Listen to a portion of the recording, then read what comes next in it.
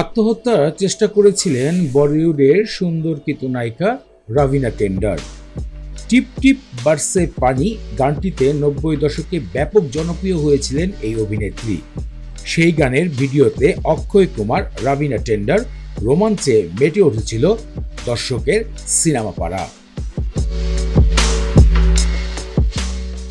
শুধু তাই নয়, ভেজা হলুদ শাড়িতে রবিনার উচ্ছ্বাস যৌবন কাত হয়ে গেছিল 90 দশকের পুরুষ মহল। রাতারাতি বেড়ে গিয়েছিল 3 গুণ ফ্যান ফলোয়ার সে সময় রবিনা টেন্ডারের।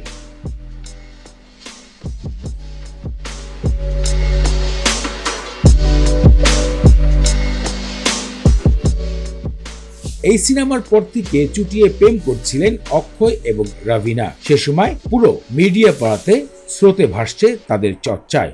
রবিনা এবং অক্ষয় দিনরাত একত্রে সময় কাটাচ্ছেন। তবে এরই মধ্যে ঘটে যায় অন্য এক ঘটনা। খিলাড়ি কা খিলাড়ি ছবির সময় অভিনেত্রী রেখার নজর পড়ে গিয়েছিল অক্ষয়ের দিকে।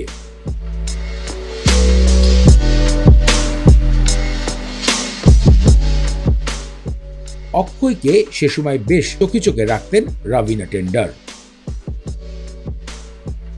তখন রেখার থেকে দূরে রাখার চেষ্টা সর্বদাই করতেন রবিনা। হঠাৎ করে অক্ষয় এবং রবিনার প্রেমের মধ্যে নাকি কুনজর পড়ে যায়। রাতারাতি তাদের সম্পর্ক ব্রেকআপ করে দেন অক্ষয়, এমনটাই শোনা যায়।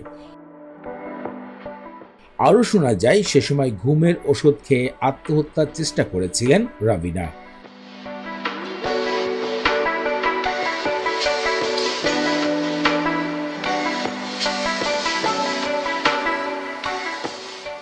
আত্মহত্যার সেই ঘটনাকে বেশ মনে রেখে অক্ষয় কুমার